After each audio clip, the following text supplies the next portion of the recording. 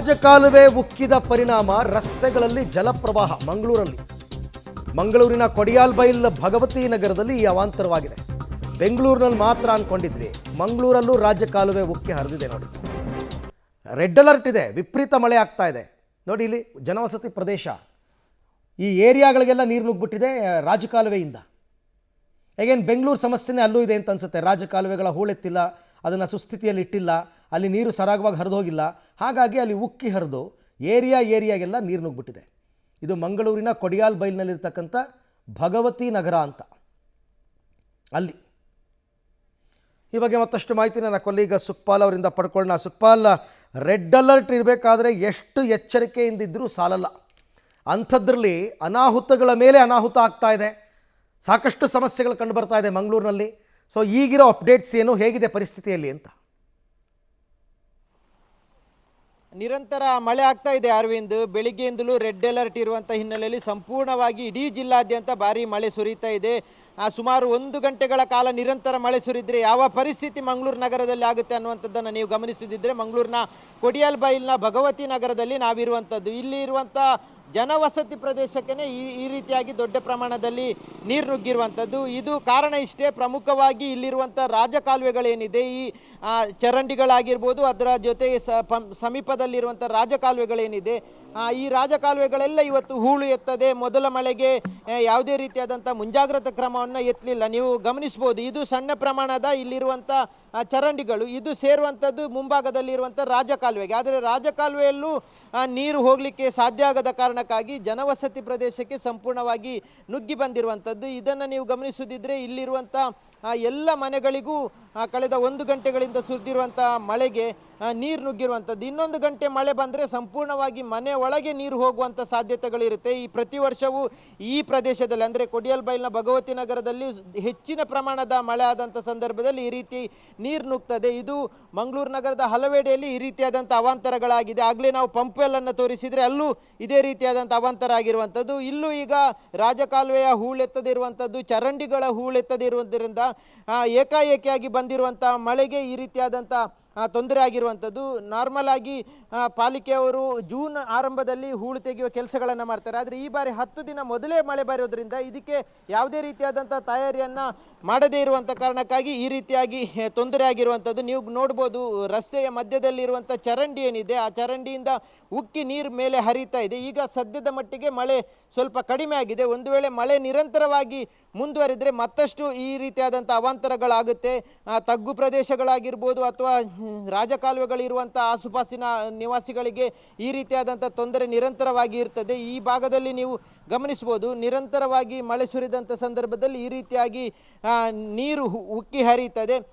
ಈಗ ಸದ್ಯದ ಮಟ್ಟಿಗೆ ಮಳೆ ಬಿಟ್ಟಿರೋದ್ರಿಂದ ಎಲ್ಲ ನೀರು ಹರಿದು ತಕ್ಷಣಕ್ಕೆ ರಾಜಕಾಲುವೆ ಮೂಲಕ ನದಿ ಸೇರುತ್ತೆ. ಆದರೆ ಈ ರೀತಿಯಾದಂಥ ಪ್ರದೇಶಗಳಲ್ಲಿ, ತಗ್ಗು ಪ್ರದೇಶಗಳಲ್ಲಿ ಮತ್ತಷ್ಟು ಮಳೆ ಬಂದಂಥ ಸಂದರ್ಭದಲ್ಲಿ ಮತ್ತೆ ಅವಾಂತರಗಳು ಸೃಷ್ಟಿಯಾಗುತ್ತೆ. Arvind, right, thank you Sukhpal, ತಮ್ಮೆಲ್ಲ ಮಾಹಿತಿಗಾಗಿ ಧನ್ಯವಾದ. ಇನ್ನೂ 5 ದಿನ ರೆಡ್ ಅಲರ್ಟ್ ಅಂತಾರೆ. ಅರ್ಧರ್ಧ ಗಂಟೆ ಬಿಟ್ಟು ಮಳೆ ಬರ್ತಾ ಇದೆ ಮಂಗಳೂರು ಕಡೆ. ಸೊ ಹಾಗಾಗಿ ಈ ಭಗವತಿ ನಗರದಲ್ಲಿ ಇನ್ನೊಂದು ಅರ್ಧ ಗಂಟೆಗೆ ಮತ್ತೆ ಮಳೆ ಸುರಿತು ಅಂದ್ಕೊಂಡ್ರೆ ಆಗ ಮನೆ ಒಳಕ್ಕೆಲ್ಲ ನೀರು ನುಗ್ಗುತ್ತೆ. ಈಗ ಕಾಂಪೌಂಡಿಗೆ ಬಂದಿದೆ, ಮನೆ ಒಳಗೆಲ್ಲ ನೀರು ನುಗ್ಗುತ್ತೆ. ರಾಜಕಾಲುವೆ ಉಕ್ಕಿ ಹರಿದ ಪರಿಣಾಮ ಈ ಭಗವತಿ ನಗರದಲ್ಲಿ ಈ ರೀತಿ ಸಮಸ್ಯೆ ಆಗಿರ್ತಕ್ಕಂಥದ್ದು. ಇದಾದಮೇಲೆ ಪಂಪ್ವೆಲ್ ಸರ್ಕಲ್ ವಿಚಾರವನ್ನು ನೋಡಿದಿರಿ. ಸೊ ಇದೆಲ್ಲವೂ ಕೂಡ ಮುಂಗಾರು ಮಳೆಯ ಅಬ್ಬರ ಕರಾವಳಿಯಲ್ಲಿ ಜೋರಾಗಿದೆ. ದಕ್ಷಿಣ ಕನ್ನಡ ಜಿಲ್ಲೆಯಲ್ಲಂತೂ ಧಾರಾಕಾರ ಮಳೆ ಆಗ್ತಾ ಇದೆ, ಮಂಗಳೂರು ಸೇರಿದಂತೆ. ಮಂಗಳೂರಿನ ಪಂಪ್ವೆಲ್ ರಸ್ತೆ ಸಂಪೂರ್ಣ ಮುಳುಗಡೆ ಆಗಿತ್ತು 1 ಅವರ್ ಸುರಿದಂತಹ ಮಳೆಗೆ. ಬೆಳಗ್ಗೆ ವಾಹನ ಸವಾರರು ಪರದಾಡ್ಬಿಟ್ಟಿದ್ದಾರೆ. ಅಲ್ಲಿ ಮಣ್ಣು ಮಿಶ್ರಿತ ನೀರು ಸಂಚಾರಕ್ಕೆ ಅಡ್ಡಿ. ಪ್ರೈವೇಟ್ ಬಸ್ಸಸ್ಸು, ಗೌರ್ನಮೆಂಟ್ ಬಸ್ಸಸ್ಸು ಮುಂದಕ್ಕೆ ಮೂವ್ ಆಗೋದಕ್ಕೆ ಒದ್ದಾಡ್ತಾ ಇತ್ತು. ಅಲ್ಲಿ 2 ವೀಲರ್ ಅವ್ರ ಕಥೆ ಅಂತೂ ಕೇಳೋದೇ ಬೇಡ. ಕಾರ್, 2 ವೀಲರ್ ಅವರೆಲ್ಲ ಒದ್ದಾಡ್ಬಿಟ್ಟಿದ್ದಾರೆ. ನೋಡಿ, ಅಲ್ಲಿ ಅದು ಕೆರೆನಾ ರಸ್ತೆನಾ ಅಂತ ಅನ್ನಿಸ್ಬೇಕು. ಆ ಪಂಪ್ವೆಲ್ ಫ್ಲೈಓವರ್ ಮಾಡೋದಕ್ಕೆ 10 ವರ್ಷ ತೊಗೊಂಡ್ರಿ ಇವರು. ಈಗ ಕೆಳಗಡೆ ಎಲ್ಲ ಅವೈಜ್ಞಾನಿಕವಾಗಿ ತಗ್ಗು ಪ್ರದೇಶದ ರೀತಿಯಲ್ಲಿ ಮಾಡಿಟ್ಬಿಟ್ಟಿದ್ದಾರೆ. ಮಳೆ ಬಂದರೆ ನೀರೆಲ್ಲ ಎಲ್ಲಿಗೆ ಹೋಗಬೇಕು, ಬಂದು ಇಲ್ಲಿ ಸ್ಟಾಕ್ ಆಗುತ್ತೆ. ಆಮೇಲೆ ಇಲ್ಲಿ ಡ್ರೈನೇಜ್ ಸಿಸ್ಟಮ್ ಕೂಡ ಸರಿ ಇಲ್ಲ. ಆ ಸ್ಟಾಕ್ ಆದ ನೀರು ಎಲ್ಲಿಗೆ ಹೋಗಬೇಕು, ಎಲ್ಲಾದರೂ ಒಂದು ಒಳಚರಂಡಿಗೆ ಹರ್ಕೊಂಡು ಹೋಗಬೇಕಲ್ಲ, ಅದನ್ನು ಕರೆಕ್ಟಾಗಿ ಮಾಡಿಲ್ಲ. ಎಲ್ಲ ಕಳಪೆ ಕಾಮಗಾರಿ, ಅವೈಜ್ಞಾನಿಕ ಕಾಮಗಾರಿಯ ಪರಿಸ್ಥಿತಿ ಇದು, ಪರಿಣಾಮ ಅನುಭವಿಸ್ಬೇಕು, ಜನ ಅನುಭವಿಸ್ಬೇಕಷ್ಟೇ. ದಕ್ಷಿಣ ಕನ್ನಡ ಜಿಲ್ಲಾದ್ಯಂತ ಇವತ್ತು ರೆಡ್ ಅಲರ್ಟ್ ಇರುವಂಥ ಹಿನ್ನೆಲೆಯಲ್ಲಿ ಇಡೀ ಮಂಗಳೂರು ನಗರದಾದ್ಯಂತ ಇವತ್ತು ಸಂಪೂರ್ಣವಾಗಿ ಭಾರೀ ಪ್ರಮಾಣದ ಮಳೆ ಆಗ್ತಾ ಇದೆ. ಅದರಲ್ಲೂ ಗಾಳಿ ಮಳೆ ಆಗ್ತಾ ಇರುವಂಥ ಹಿನ್ನೆಲೆಯಲ್ಲಿ ಸಾಕಷ್ಟು ಅವಾಂತರಗಳು ಸೃಷ್ಟಿಯಾಗಿದೆ. ಮಂಗಳೂರಿನ ಪಂಪ್ವೆಲ್ ಸರ್ಕಲನ್ನು ನೀವು ಗಮನಿಸಬಹುದು. ಇದು ಪ್ರಮುಖವಾದಂಥ ರಸ್ತೆ, ಮಂಗಳೂರಿನ ಪಂಪ್ವೆಲ್ನಲ್ಲಿರುವಂಥ ಪ್ರಮುಖವಾದ ರಸ್ತೆ ಇವತ್ತು ಈ ರೀತಿಯಾಗಿ ಕೆರೆ ಅಂತಾಗಿರುವಂಥದ್ದು.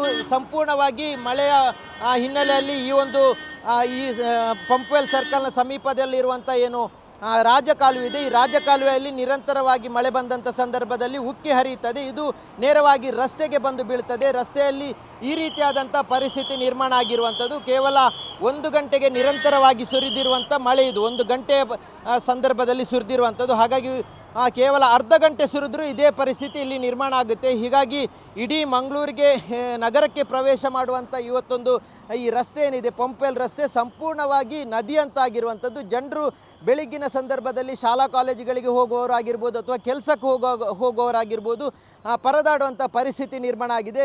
ಬಸ್ಸುಗಳಾಗಿರ್ಬೋದು ಅಥವಾ ಬೇರೆ ಇತರೆ ವಾಹನಗಳೆಲ್ಲ ಇವತ್ತು ಮಳೆಗೆ ಹೋಗುವಂಥ ಸಂದರ್ಭದಲ್ಲಿ ಇಲ್ಲೇ ಸಿಕ್ಕಿ ಹಾಕ್ಕೊಂಡಿರುವಂಥದ್ದನ್ನು ನಾವು ಗಮನಿಸ್ಬೋದು. ಜನರು ವಿದ್ಯಾರ್ಥಿಗಳು ಅಥವಾ ಕೆಲಸಕ್ಕೆ ಹೋಗೋರು ಪರದಾಡುವ ಪರಿಸ್ಥಿತಿ ನಿರ್ಮಾಣ ಆಗಿದೆ. ಇನ್ನೊಂದು ಭಾಗಕ್ಕೆ ಅಂದರೆ ಮಂಗಳೂರು ನಗರಕ್ಕೆ ಹೋಗಬೇಕಿದ್ರೆ ಈ ರೀತಿಯಾದಂಥ ಇಲ್ಲಿ ತೊಂದರೆ ನಿರ್ಮಾಣ ಆಗುತ್ತೆ. ಜೊತೆಗೆ ವಾಹನಗಳು ಸುಮಾರು 1 ಗಂಟೆಗಳ ಕಾಲ ನಿರಂತರವಾಗಿ ಈ ರೀತಿ ತೊಂದರೆ ಆಗಿರೋದ್ರಿಂದ ಇಡೀ ಈ ಒಂದು ಭಾಗದಲ್ಲಿ ವಾಹನಗಳೆಲ್ಲವೂ ನಿಂತಿರುವುದನ್ನು ನೀವು ಗಮನಿಸ್ಬೋದು.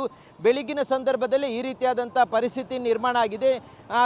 ಒಂದು ಸಣ್ಣ ಪ್ರಮಾಣದ ಮಳೆ ಆದಂಥ ಸಂದರ್ಭದಲ್ಲೂ ಈ ರೀತಿಯಾದಂಥ ತೊಂದರೆ ಇಲ್ಲಿ ನಿರ್ಮಾಣ ಆಗುತ್ತೆ. ಇವತ್ತು ನಿರಂತರವಾಗಿ ಮಳೆ ಸುರಿಯುತ್ತಿರುವಂಥ ಹಿನ್ನೆಲೆಯಲ್ಲಿ ರೆಡ್ ಅಲರ್ಟ್ ಇರುವಂಥ ಹಿನ್ನೆಲೆಯಲ್ಲಿ ನಿರಂತರ ಮಳೆ ಸುರಿಯುತ್ತಿದೆ. ಮಳೆಯಿಂದಾಗಿ ಈ ರೀತಿಯಾದಂಥ ಪರಿಸ್ಥಿತಿ ನಿರ್ಮಾಣ ಆಗಿದೆ. ಇದು ರಾಜಕಾಲುವೆ ಆ ಭಾಗದಲ್ಲಿ ಕಾಣ್ತಾ ಇರ್ಬೋದು ನೀವು, ಅದು ರಾಜಕಾಲುವೆ. ಆ ರಾಜಕಾಲುವೆಯಲ್ಲಿ ನೀರು ಹರಿತಾ ಇರುವಂಥದ್ದು.